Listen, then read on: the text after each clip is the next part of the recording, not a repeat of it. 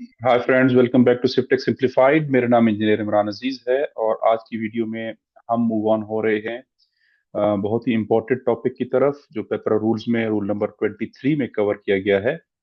और आज का ये रूल और आज की ये वीडियो है सोलिसिटेशन डॉक्यूमेंट्स या बिडिंग डॉक्यूमेंट्स के हवाले से। आप पब्लिक प्रोक्योरमेंट में जब ओपन कम्पिटिटिव बिडिंग में जाएंगे और आपने एडवर्टाइज कर दिया अपना टेंडर, और लास्ट वीडियो में हमने डिस्कस किया था कि सबमिशन के लिए कॉन्ट्रैक्टर्स को क्या जरूरी कवायद हैं उन पे अमल करना है और क्या जरूरी हिदायत हैं जो प्रोक्योरिंग एंटिटी ने सप्लायर्स को या कॉन्ट्रैक्टर्स को देनी है। तो वहां तक रूल 22 में हम पिछली वीडियो में डिस्कस कर चुके हैं और आज हम बढ़ रहे हैं रूल 23 की तरफ, जो कि बहुत ही इंपॉर्टेंट पार्ट है प्रोक्योरमेंट की, आपकी बिल्डिंग का या इमारत का। और ये है बेसिकली बिडिंग डॉक्यूमेंट्स के हवाले से। बिडिंग डॉक्यूमेंट्स सबसे कोर या सबसे बेसिक एक टूल है आपकी प्रोक्योरमेंट की बेहतरीन इमारत खड़ी करने के लिए। जब आपकी बिडिंग डॉक्यूमेंट्स क्लियर या अनएम्बिगुअस होंगे तो डेफिनेटली आपका तमाम प्रोसेस जो है वो कम्पिटेटिव नेचर का होगा, फेयर होगा, ट्रांसपेरेंट होगा और ultimately value for money achieve होगी। लेकिन जब आपके बिडिंग डॉक्यूमेंट्स वेग किस्म के होंगे या क्लियर नहीं होंगे या उसमें मालूमात पूरी तरह से सप्लायर्स को या बिडर्स को मुहैया नहीं की गई होंगी, स्पेसिफिकेशंस के हवाले से या ड्राइंग्स के हवाले से, जो भी उसके पार्ट्स हैं उनके हवाले से, तो अल्टीमेटली आपका जो प्रोसेस है वो फेलियर की तरफ जाएगा और उसके ऊपर क्वेश्चंस भी उठेंगे और ultimately you will have to redo the tendering process. So let's move on to the bidding process, bidding documents के उसके अंदर क्या क्या जरूरी हिदायत दी हैं पेपरा ने रूल नंबर 23 में। और क्या क्या ऐसी चेक लिस्ट है, ऐसी डॉक्यूमेंट्स की लिस्ट है जो आपने part of the bidding document बनाना है। और कॉन्ट्रैक्टर्स के पॉइंट ऑफ व्यू से भी हम यहाँ पे बात करेंगे कि कॉन्ट्रैक्टर्स को अपनी बिड को प्रिपेयर करते वक्त किन जरूरी बातों का ख्याल रखना चाहिए और बिडिंग डॉक्यूमेंट्स को किस तरह से लेके चलना चाहिए। So let me share my screen. उसमें हम प्रेजेंटेशन के थ्रू एक्चुअल रूल्स डिस्कस करेंगे और आपको समझाने की कोशिश करेंगे कि आज का रूल और उसकी जितनी भी हिदायत हैं वो हमने कैसे लेके चलनी है। So the topic for today's video is bidding documents and it is being covered in PEPRA Rule 23। मेरा नाम इंजीनियर इमरान अजीज है और मैं एक प्रोफेशनल इंजीनियर हूं और आपको अपने इस YouTube चैनल सिफ्ट सिंप्लीफाइड पे एक दफा फिर खुशामदीद कहता हूं। इस वीडियो सीरीज का मकसद है कि हम Pakistan public procurement regulatory authority के रूल्स को एक सिंप्लीफाइड और एक्सप्लेन्ड वे में आपकी तरफ पहुंचाएं और कॉमन मैन और रियल वर्ल्ड एग्जांपल्स और प्रैक्टिकल केस स्टडीज के साथ इसको मजीद एलिब्रेट करें। और हमारा मकसद ये है कि पाकिस्तान में पब्लिक मनी बेहतरीन तरीके से यूज हो और कोई भी एम्बिगुअस किस्म की बिडिंग प्रोसेस प्रिवेल ना करे और लोगों की कैपेसिटी बिल्डिंग हो सके। सो इस मकसद में हमारा साथ दीजिए, हमारी इन वीडियोस को शेयर कीजिए और चैनल को सब्सक्राइब कीजिए ताकि ये इम्पोर्टेंट मैसेज उन तमाम लोगों तक पहुंच सके जो अपनी कैपेसिटी बिल्डिंग करना चाहते हैं और जो हमारा इस कॉज में साथ देना चाहते हैं। सो जैसे कि मैंने अपने इंट्रोडक्शन में बताया कि बिडिंग डॉक्यूमेंट्स जो है ये फाउंडेशन है या heart of your procurement process, इसको भी आप कह सकते हैं। और अगर ये वेल रिटन होंगे और क्लियर होंगे तो आपका प्रोसेस भी अल्टीमेटली ट्रांसपेरेंट होगा, फेयर होगा और कम्पिटिटिव नेचर का होगा। लेकिन अगर आपके बिडिंग डॉक्यूमेंट्स वेग हैं, अनक्लियर हैं, अन एम्बिगुअस हैं तो अल्टीमेटली ये फेयरनेस को भी इफेक्ट करेगा। सो एक्चुअली रूल 23 पेपरा इसको क्या कहता है, पेपरा इसको नाम भी बिडिंग डॉक्यूमेंट्स का दे रहा है। और 23 के अंदर फिर 5 डिफरेंट क्लॉजेज है, सब क्लॉजेज हैं जिनको पेपरा मुख्तलिफ तरीके से बयान करता है। सो बढ़ते हैं रूल की तरफ। 23 सब क्लास 1 जो है उसमें पेपरा कहता है कि procuring agencies shall formulate precise and unambiguous bidding documents that shall be made available to the bidders immediately after the publication of the invitation to bid. याद रखें, इनविटेशन टू बिड या एडवर्टाइजमेंट वगैरह को हम डिटेल में अपनी पिछली videos में डिस्कस कर चुके हैं, तो आप उन वीडियोस को भी जरूर देखें और अपनी अंडरस्टैंडिंग डेवलप कीजिए कि पेपरा वहां पे आईटीबी में आपको क्या कहता है और एडवर्टीजमेंट के हवाले से उसकी क्या रिक्वायरमेंट्स हैं। तो इस सब क्लास वन में पेपरा प्रोक्योरिंग एजेंसीज को बाउंड करता है शेल का लफ्ज यूज करके इस रूल के थ्रू कि वो अपनी बिडिंग डॉक्यूमेंट्स को प्रिसाइज और अनअम्बिगुअस क्लियर किस्म का डॉक्यूमेंट वो बनाएंगे। और दूसरी पाबंदी पेपरा लगाता है कि वो बिडिंग डॉक्यूमेंट्स इमीडिएटली अवेलेबल होगा after advertisement of the procurement. जो ही आपका न्यूज़पेपर में या पेपरा की वेबसाइट पे इश्तिहार पब्लिश होगा, तो immediately your bidding document should be made available for the bidders either to download or to have an access physically। जो भी मेथडोलॉजी आपने रूल 22 के अंदर आपने बताई है, मेथड और मैनर जो भी आपने मेंशन किया है अपनी एडवर्टीजमेंट में, उसके हिसाब से आपने देना है।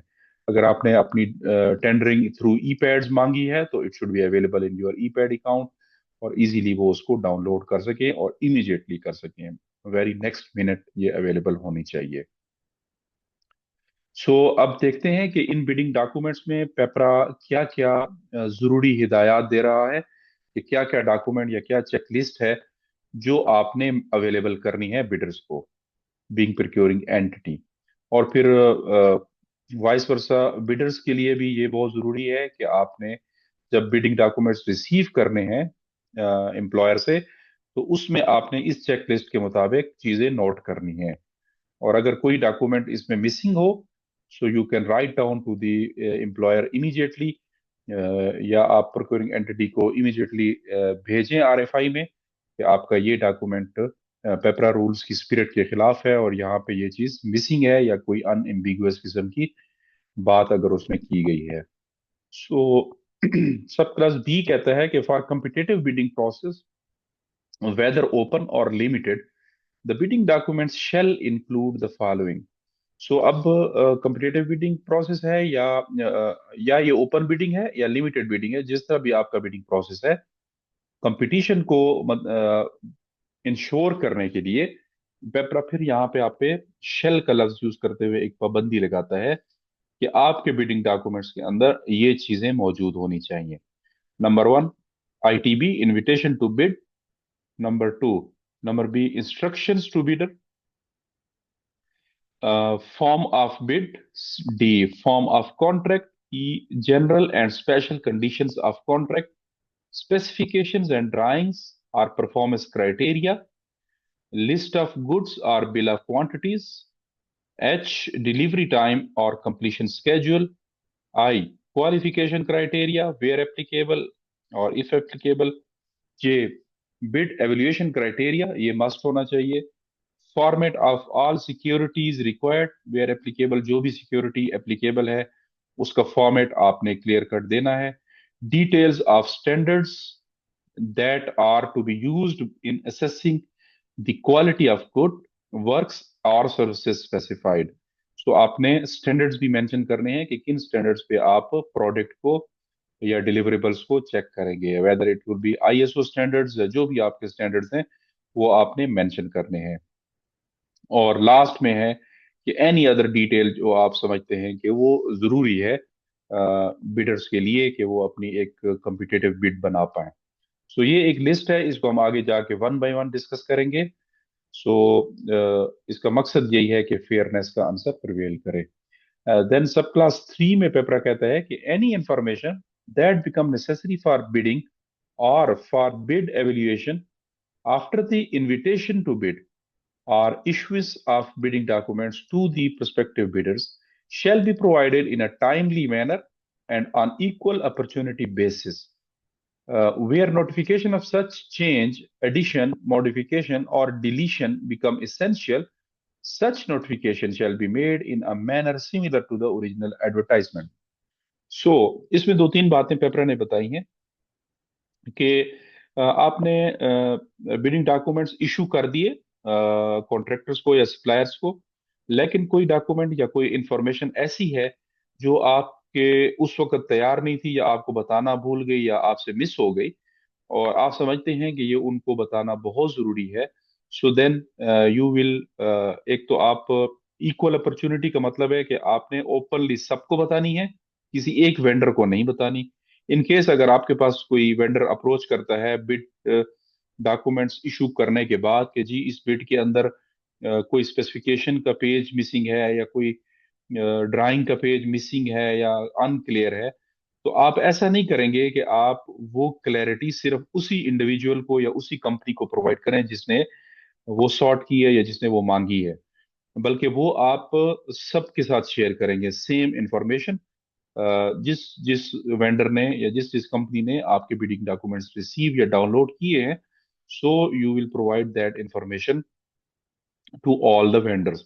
या उसका फिर दूसरा तरीका ये है कि पेपरा कहते हैं कि अगर नोटिफिकेशन का आप समझते हैं कि ये कोई ऐसी इंफॉर्मेशन है जिसमें कोई चेंज आई है या कोई एडिशन डिलीशन है किसी स्कोप से, किसी स्पेसिफिकेशन से या किसी डॉक्यूमेंट के पेज से, तो आप वो इंफॉर्मेशन जिस नोटिफिकेशन के थ्रू आप दे रहे हैं वो नोटिफिकेशन ऐसा ही होगा जैसे ओरिजिनल एडवर्टाइजमेंट आपने पब्लिश की थी। ये नहीं हो सकता कि आपने ओरिजिनल एडवर्टाइजमेंट वेबसाइट के ऊपर पब्लिश की है और यहाँ पे अब आप कहें कि नहीं मैं इसको फर्दर फर्दर दूंगा या ईमेल के जरिए दूंगा। सो अगर कोई भी इंफॉर्मेशन ऐसी है जो आप समझते हैं कि ये उन तक जानी चाहिए, तो फिर आप यहाँ पे भी उसको न्यूज़पेपर के थ्रू ही एडवर्टाइज करेंगे। देन सब क्लास 4 में पेपर कहता है कि प्रिकोरिंग agencies shall use standard bidding documents as and when notified by regulation by the authority। सो अगर आपका स्टैंडर्ड बिडिंग डॉक्यूमेंट्स है, procuring agencies shall use standard bidding documents as and when notified by regulation by authority। कोई भी अगर उसमें changes है तो वो रेगुलेशन के जरिए अथॉरिटी देगी, नोटिफिकेशन के थ्रू अथॉरिटी, रेगुलेशन के थ्रू अथॉरिटी देगी, इशू करेगी। तो बढ़ते हैं अभी इसकी मजीद एक्सप्लेनेशन की तरफ।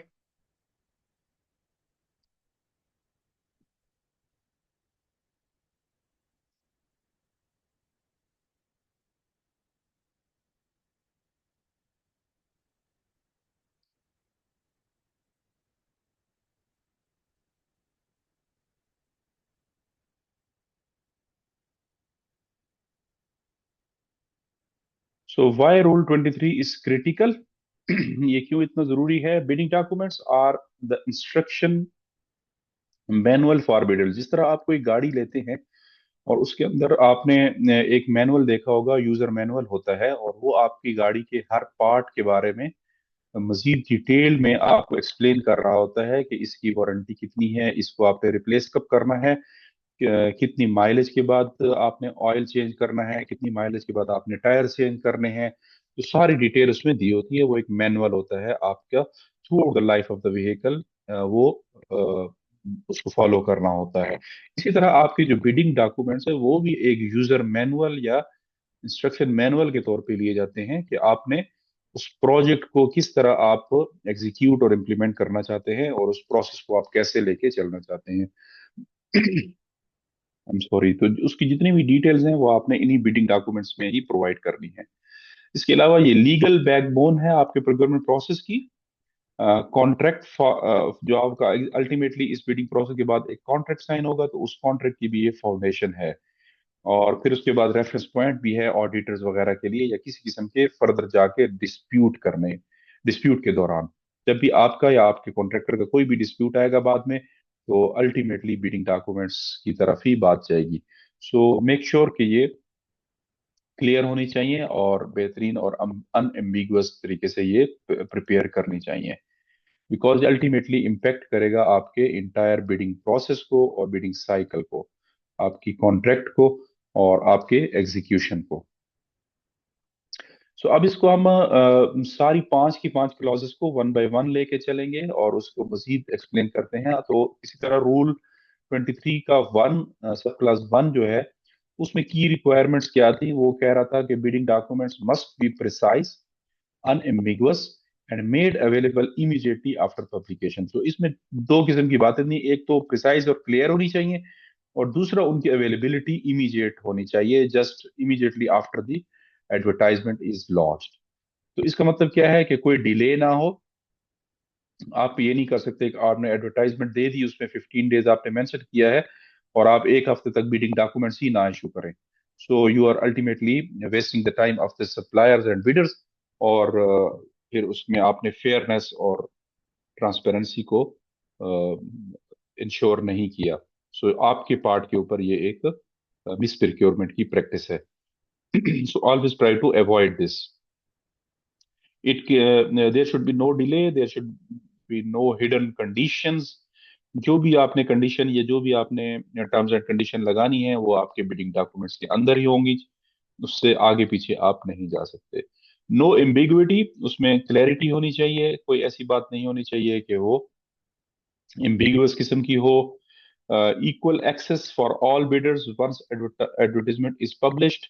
तो जितने भी बिडर्स हैं, जितने भी उस पर इंटरेस्टेड पार्टीज हैं, उन सबको इक्वल एक्सेस देनी चाहिए बिडिंग डॉक्यूमेंट्स तक। ये नहीं कि आप कुछ बिडर्स को बिडिंग डॉक्यूमेंट्स दे दें, कुछ को ना दें, कुछ को कंप्लीट दें, कुछ को आधे दें। तो ये प्रैक्टिसेस नहीं होनी चाहिए, because delays in issuing bidding documents or issuing incomplete documents are common reasons for complaints to पेपरा।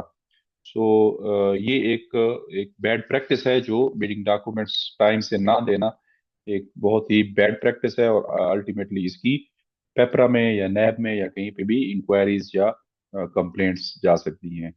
अब बढ़ते हैं पार्ट टू की तरफ। सब क्लास टू जो है वो हमें एक लिस्ट प्रोवाइड करता है, इफ यू रिमेम्बर। और वो लिस्ट ये है कि आपकी बिडिंग डॉक्यूमेंट्स का पैकेज जो है, उस पैकेज के अंदर क्या क्या डॉक्यूमेंट्स फर्दर होने चाहिए कॉन्ट्रैक्टर्स को क्लैरिफाई करने के लिए, और फिर कॉन्ट्रैक्टर्स के ऊपर भी ये बाइंडिंग है कि वो इन डॉक्यूमेंट्स को while submitting their bid ensure करें कि उन्होंने ये सारे डॉक्यूमेंट्स फिल भी किए हैं, सबमिट भी किए हैं, अटैच भी किए हैं, और साइन एंड स्टैम्प भी किए हैं। So competitive bidding documents must include, first of all आपने इनविटेशन टू बिड देना है। ये अपना एक फॉर्मेट होता है, जिसमें तमाम डिटेल में हम आगे जाके इसको पढ़ेंगे कि इसके अंदर क्या होती है। Instruction to bidders, form of bid, contract, special and particular conditions of contract, specifications and drawings, कोई परफॉर्मेंस क्राइटेरिया है, बीओक्यू है, लिस्ट ऑफ गुड्स है, delivery time, completion schedule, qualification criteria, evaluation criteria, format of required securities, bid bond वगैरह के standards, और जो भी आपकी इसके अलावा कोई ऐसा डॉक्यूमेंट है जो आप समझते हैं कि वो जरूरी है देना, वो भी आप दे सकते हैं। So first of all invitation to bid की बात कर लेते हैं। कंपोनेंट नंबर वन, इसमें सबसे पहले नेम ऑफ प्रोक्योरिंग एजेंसी होगा कि ये डिपार्टमेंट कौन सा है जो सीख कर रहा है ये बिड्स, और बिड्स लेना चाहता है। आप सबसे पहले उसका एक इनका स्टैंडर्ड बिडिंग डॉक्यूमेंट्स का पाकिस्तान इंजीनियरिंग काउंसिल ने हमारा काम और भी आसान कर दिया है। उसमें लार्जर कॉन्ट्रैक्ट्स के बिडिंग डॉक्यूमेंट्स भी अवेलेबल हैं, और स्मॉल कॉन्ट्रैक्ट्स के भी स्टैंडर्ड बिडिंग डॉक्यूमेंट्स अवेलेबल हैं। So you can follow them and you should follow them, क्योंकि पाकिस्तान इंजीनियरिंग काउंसिल एक गवर्नमेंट इदारा है, और उसके बिडिंग डॉक्यूमेंट्स फॉलो करना भी जरूरी है। सो हम इंशाल्लाह, जिस तरह मैंने पहले भी बताया, कि हम इन रूल्स के बाद डिटेल में पीईसी की तरफ, पीईसी के स्टैंडर्ड बिडिंग डॉक्यूमेंट्स की एक्सप्लेनेशन की तरफ बढ़ेंगे, और वहां पे भी हम इसी तरह इंशाल्लाह उनको वन बाय वन एक्सप्लेन करेंगे हर डॉक्यूमेंट को, और डिटेल में उनके फॉर्मेट्स भी आपसे शेयर करेंगे। सो उन वीडियोस को भी आप लाइक कीजिए और शेयर कीजिए। So component one, invitation to bid में normally name of procuring agency आएगा, प्रोजेक्ट का title, tender number, estimated quantity और वर्क डिस्क्रिप्शन। ये आपने देनी है, सबमिशन डेट एंड टाइम। ये आपने क्लियरली बताना है कि ये बिड जो है किस डेट को और इवन किस टाइम को सबमिट करनी है। सो एलिजिबिलिटी, नेशनल या इंटरनेशनल बिडर है, पीईसी की क्लॉज, किस कैटेगरी का कॉन्ट्रैक्टर इसमें अप्लाई कर सकता है, उसके लीगल स्टेटस भी आप ले दे सकते हैं, टैक्स स्टेटस भी आप बता सकते हैं कि एक्टिव टैक्स पेयर होना चाहिए, एनटीएन नंबर होना चाहिए, एसटीआरएन नंबर होना चाहिए, जो भी आपके रिक्वायरमेंट्स हैं। So this is the public announcement. Your official invitation to the market place. Like ये जिस तरह अखबार का इश्तिहार है उससे थोड़ी डिटेल में जाके फर्दर इनविटेशन टू बिड है, और ये भी एक किस्म की अनाउंसमेंट है। फिर सेकंड, इंस्ट्रक्शंस टू बिडर्स, यहाँ से आईटीबी स्टार्ट हो गया कि आपके बिडर्स को क्या क्या आप हिदायत देना चाहते हैं। वहां पे आपने सिर्फ एक अनाउंसमेंट की कि जी मैं फलां डिपार्टमेंट फलां काम फलां टेंडर नंबर के थ्रू इतनी क्वांटिटीज का करना चाहता हूँ, और मैं चाहता हूँ कि इसकी बिड्स जो हैं सील्ड एनवेलप के अंदर सिंगल स्टेज, जो भी आपका प्रोसीजर है उसको फॉलो करते हुए टू इनवेलप या वन इनवेलप जो भी आप समझते हैं, फलां डेट को और फलां टाइम को सबमिट हो जानी चाहिए।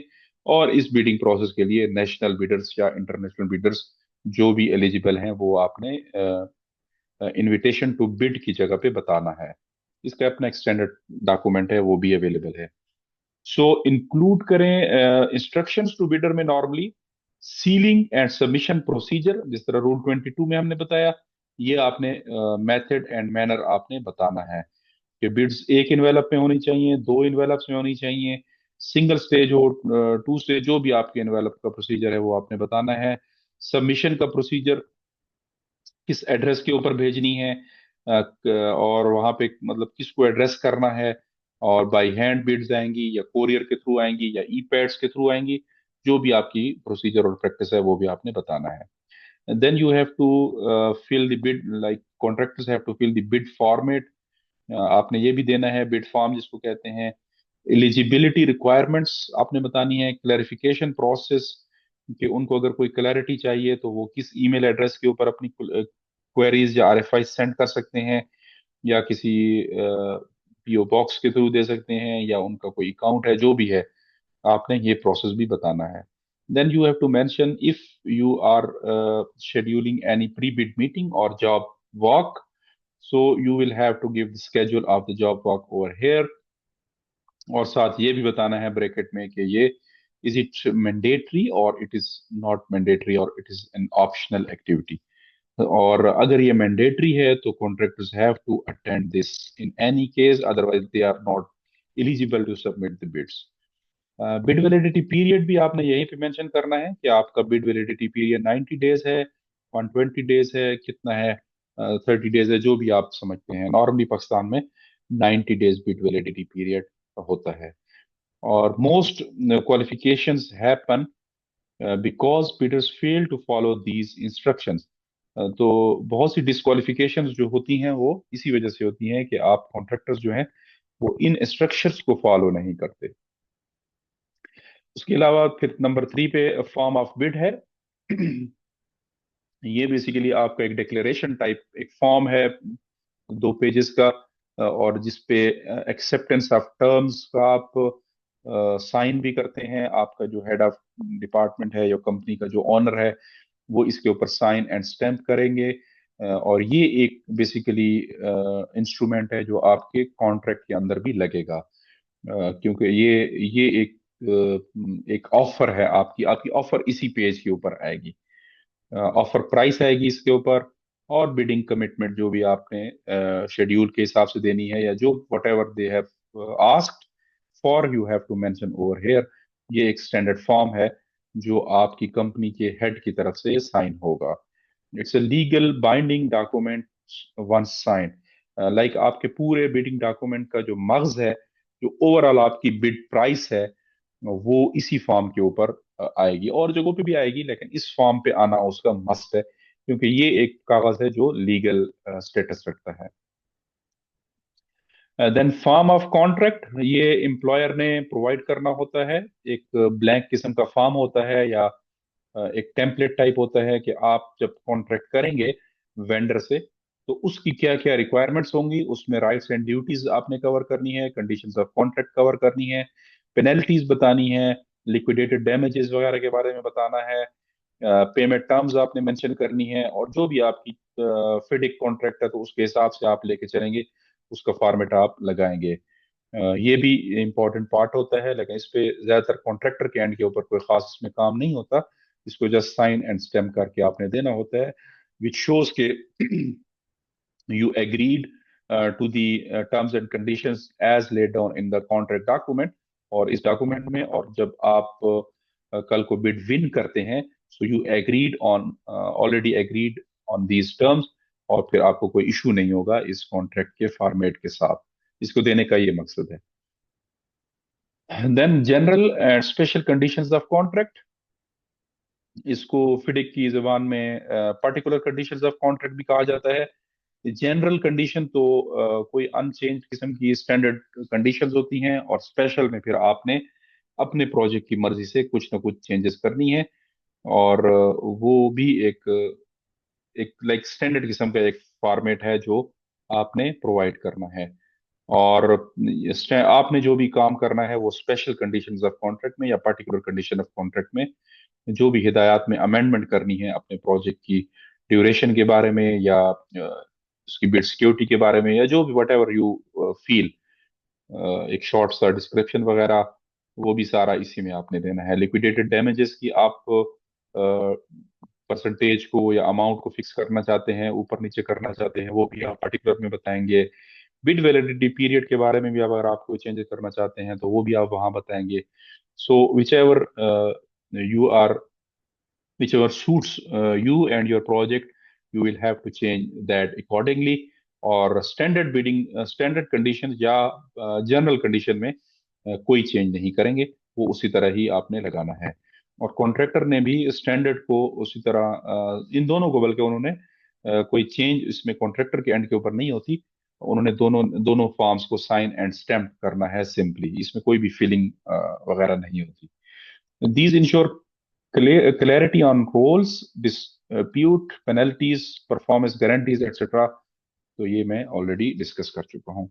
देन आपने स्पेसिफिकेशंस एंड ड्राइंग्स, ये भी आपने स्टैंडर्ड उसमें देनी है। टेक्निकल स्पेसिफिकेशंस इसमें होनी चाहिए, material performance benchmark, engineering drawings होनी चाहिए, और डिटेल ड्राइंग्स होनी चाहिए, अनएम्बिगुअस होनी चाहिए स्पेसिफिकेशंस। दूसरा, इसमें स्पेसिफिकेशन वेग ना हो, कोशिश करें कि उनको खुद पढ़ें हर पॉइंट को। आपको कंसल्टेंट ने अगर बना के दी है तो फिर भी आपका फर्ज है कि आप एक दफा ड्राइंग्स से गो थ्रू हो जाएं, स्पेसिफिकेशंस को डिटेल में पढ़ें। कहीं पे कोई ब्रांड नेम मेंशन है या कोई बाइसनेस का आंसर नजर आ रहा है, तो being procuring entity, it's your duty to remove that, और ऐड और इक्विवेलेंट जो हमने पहले पढ़ा था उसका वर्ड आप यूज करेंगे। For construction project, specifications follow PEC standard and international codes.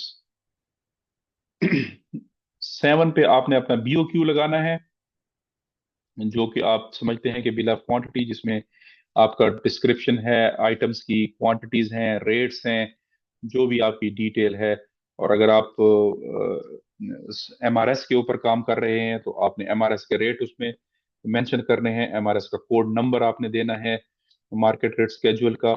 और उसमें आपने फिर नीचे बिड फॉर्म में जाके उसकी परसेंटेज अबव एंड बिलो पूछनी है।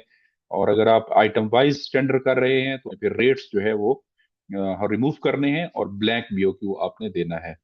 सो इट डिपेंड्स कि आप किस प्रोसेस को फॉलो कर रहे हैं। नॉर्मली गवर्नमेंट के केसेस में एमआरएस बेस्ड टेंडर्स होते हैं, और कॉन्ट्रैक्टर्स में सिर्फ अपनी percentage above and below mention करनी होती है। और पर्सनली मैं समझता हूँ कि एमआरएस बेस्ड टेंडर्स बेहतर हैं बजाय आइटम वर्क के, क्योंकि उसमें बहुत से मामला होते हैं जो फिर अल्टीमेटली एग्जीक्यूटिव एजेंसी के गले पड़ते हैं, क्योंकि चीज स्टैंडर्डाइज नहीं होती। किसी आइटम को कॉन्ट्रैक्टर जो है वो ज्यादा रेट के साथ कोट कर रहा होता है, और किसी को कम रेट डाल के उसकी क्वांटिटी ज्यादा होती है, तो फिर कल को फिर बहुत से मसले मसाइल बनते हैं इनकी वजह से। उससे बेहतर है कि आप एमआरएस को रेट को फॉलो करें, क्योंकि वो गवर्नमेंट का स्टैंडर्डाइज रेट है। और अल्टीमेटली आपको एक प्राइस भी पता चल जाएगी आपके प्रोजेक्ट की, और आप अबव बिलो प्रोसेस के जरिए टेंडरिंग करें। सो उसके अलावा डिलीवरी एंड कंप्लीशन स्केड्यूल आपने देना है। Start date, delivery milestones, completion milestones, schedule वगैरह इसमें लगेगा। अगर आपने एमएस प्रोजेक्ट का स्केड्यूल प्रोवाइड करना है वो लगाएंगे। अगर आप एक टेंटेटिव स्केड्यूल देना चाहते हैं और आप कॉन्ट्रैक्टर्स को कहते हैं कि आप अपना स्केड्यूल दें, लाइक ऐसे कॉन्ट्रैक्ट में जिसमें स्केड्यूल कॉन्ट्रैक्टर के पार्ट पे हो, वो भी आप कर सकते हैं, लेकिन वो इसी पार्ट में आपने मांगना है। Procuring in procurement of equipment delivery time is crucial. In works contract completion schedule determine liquidated damages. Equipment के केस में डिलीवरी स्केड्यूल और वर्क केट में आपका कंप्लीशन स्केड्यूल।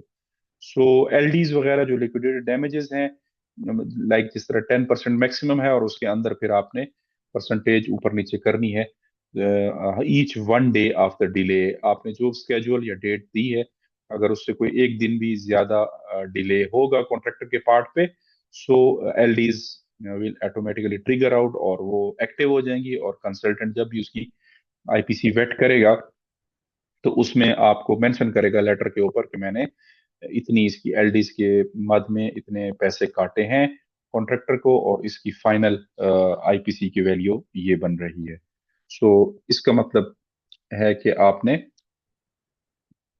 स्केड्यूल वगैरह भी इसी क्लॉज में ही देना है। उसके अलावा क्वालिफिकेशन क्राइटेरिया 9 में आएगा कि पास्ट एक्सपीरियंस वगैरह, financial capacity, staff capacity, personal वगैरह की, इक्विपमेंट की, पीसी कैटेगरी, सिमिलर प्रोजेक्ट्स की हिस्ट्री, परफॉर्मेंस वगैरह के सर्टिफिकेट्स जो भी आपने मांगनी है वो आपने 9 सेक्शन के अंदर मांगनी है। और बेसिकली ये 9 सेक्शन बड़ा इंपॉर्टेंट है, और ये कॉन्ट्रैक्टर्स के हवाले से एक बहुत इंपॉर्टेंट है कि वो अपना past performance certificate duly verified या वेरीफाइएबल, उसमें ईमेल एड्रेस, फोन नंबर, सब कुछ डिटेल मेंशन करें, ताकि एम्प्लॉयर कर को अगले स्टेप में मैं बताऊंगा एवेल्युएशन में, जब उसकी एवेल्युएशन करेगा तो वो उसको रेफरेंस चेक करेगा डेफिनेटली। उनके स्टाफ की भी रेफरेंस चेक कर सकता है, और उनके पास्ट परफॉर्मेंस या पास्ट क्लाइंट्स के साथ भी कांटेक्ट करके वो चेक कर सकते हैं। सो आपने ऐसा देना है जो लेटेस्ट हो, जो फेक ना हो, ओरिजिनल हो, और प्लस उसमें डिटेल्स मेंशन हो कांटेक्ट करने की। इसी तरह फाइनेंशियल कैपेसिटी में भी अगर आपसे बैंक स्टेटमेंट मांगी गई है तो आपने वो देना है। आपसे अपनी कोई क्रेडिट लाइन या क्रेडिट हिस्ट्री मांगी गई है वो आपने देनी है। ऑडिटेड स्टेटमेंट मांगी गई है वो आपने देनी है। सीवीज ऑफ स्टाफ आपने अपडेटेड देनी है। कोशिश करें जो आपके की स्टाफ मेंबर्स हैं, पीएम वगैरह या सीनियर इंजीनियर्स वगैरह, उनकी सीवीज बिल्कुल ओरिजिनल होनी चाहिए, अपडेटेड होनी चाहिए, और स्पेशली उनकी पाकिस्तान इंजीनियरिंग काउंसिल जो है वो आपकी कंपनी के साथ होनी चाहिए, और साथ अटैच भी करनी चाहिए। फिर उसके बाद पीईसी की कैटेगरी, आपकी अपनी कंपनी की जो पीईसी लाइसेंस है वो अपडेटेड हो और वो एक्सपायर्ड ना हो, यहाँ पे वो भी लगेगा। और अगर वो एक्सपायर हुआ तो अल्टीमेटली आपकी बिड जो है वो डिस्क्वालिफिकेशन की तरफ जा सकती है। इसके अलावा सिमिलर प्रोजेक्ट हिस्ट्री, पिछले प्रोजेक्ट्स में आपने कहाँ कितने कितने प्रोजेक्ट इस सेक्टर में किए हैं, इन हैंड कितने हैं और कंप्लीटेड कितने हैं लास्ट 3 इयर्स में, तो वो भी आपने यहाँ यहीं पे बताना है या पूछना है। उसके अलावा फिर इन्हीं डॉक्यूमेंट्स की बिड एवेल्युएशन क्राइटेरिया भी आपने देना है कि आप दो किस्म का, फॉर एग्जांपल सिंगल स्टेज में है तो लोएस्ट एवेल्युएटेड बिडर, और quality and cost based selection QCBS में है तो वहां पे कंसल्टेंट्स के लिए क्यूसीबीएस यूज होगा, और नॉर्मली वर्क्स के केस में लोएस्ट एवेल्युएटेड बिडर ही यूज होगा। सो एवेल्युएशन जो है वो भी आपने बतानी है कि आप किस मेथड के जरिए इन बिड्स को एवेल्युएट करेंगे, whether you are following QCBS method और you are going to follow the lowest evaluated bid method type, तो वो भी आपने बताना है। प्लस आपने ये भी बताना है कि आपका एवेल्युएशन में मार्क्स वगैरह, जिस तरह ये 5 चीजें हमने, ये 6 चीजें पीछे डिस्कस की हैं, तो इसमें किस सेक्शन के आप कितने नंबर रख रहे हैं, एवेल्युएशन क्राइटेरिया भी आपने यहीं पे मेंशन करना है। Evaluation criteria must be objective, measurable, relevant and fair. ऐसा कोई फेक वेक किस्म का ना हो, बायस्ड किस्म का ना हो, फेयर होना चाहिए, ट्रांसपेरेंट और रेलेवेंट होना चाहिए। अगर आपके रोड के प्रोजेक्ट्स हैं, फॉर एग्जांपल जिस प्रोजेक्ट के लिए आप बिड ले रहे हैं वो एक हाईवे कंस्ट्रक्शन का प्रोजेक्ट है, तो आपको फिर यहाँ पे पास्ट एक्सपीरियंस और सिमिलर प्रोजेक्ट में भी रोड और हाईवे के प्रोजेक्ट्स का एक्सपीरियंस भी मांगना चाहिए। ये नहीं कि वहां पे आपने बिल्डिंग प्रोजेक्ट्स का एक्सपीरियंस मांगा है और आपकी बिड जो है वो रोड की है, या आपकी बिड ब्रिज की है और आप बिल्डिंग के प्रोजेक्ट्स का एक्सपीरियंस जज कर रहे हैं, तो वो रेलेवेंट नहीं होता। मेजरेबल होने चाहिए।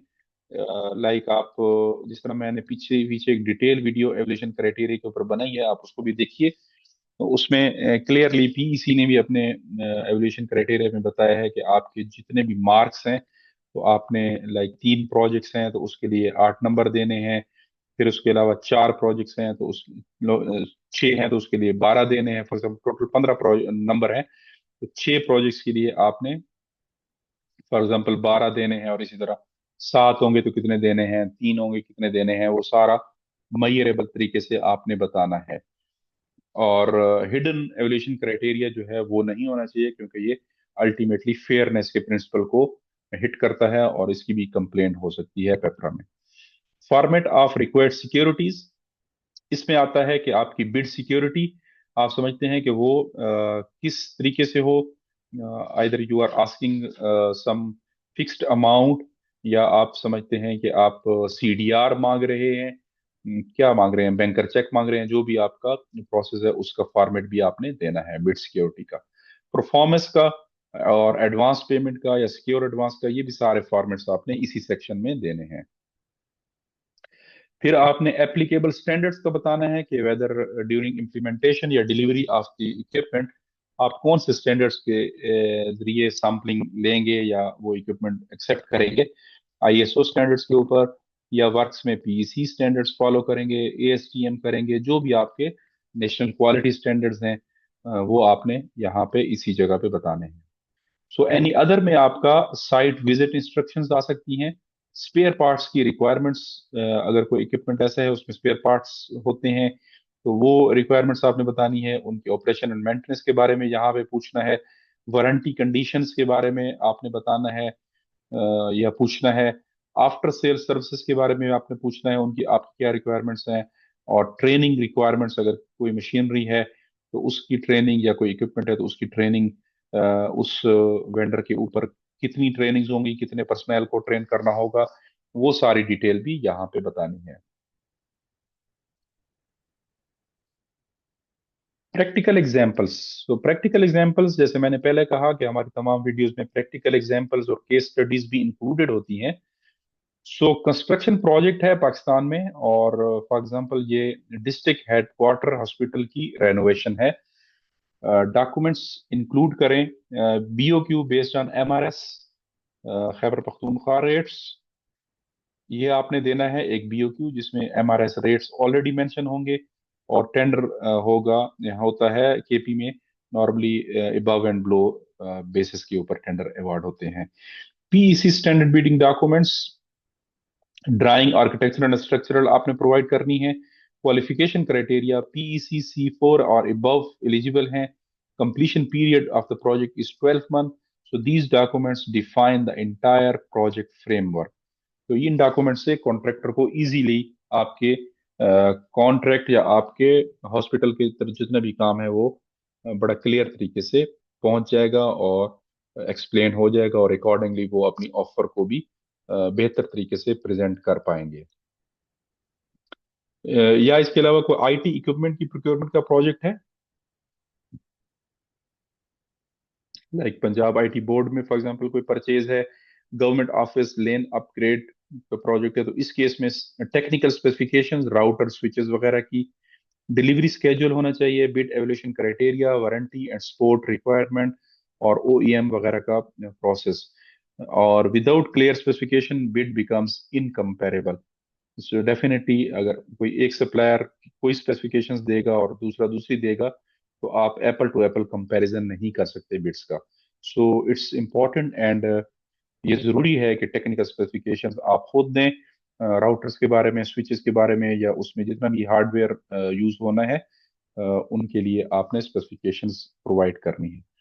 Common problems in Pakistan procurement, मोटे मोटे तीन चंद नकायस या बैड प्रैक्टिसेस आप कह लें या कॉमन प्रॉब्लम्स कह लें, उसमें वेग स्पेसिफिकेशंस अक्सर देखा गया है, एक मेजर इशू बनता है।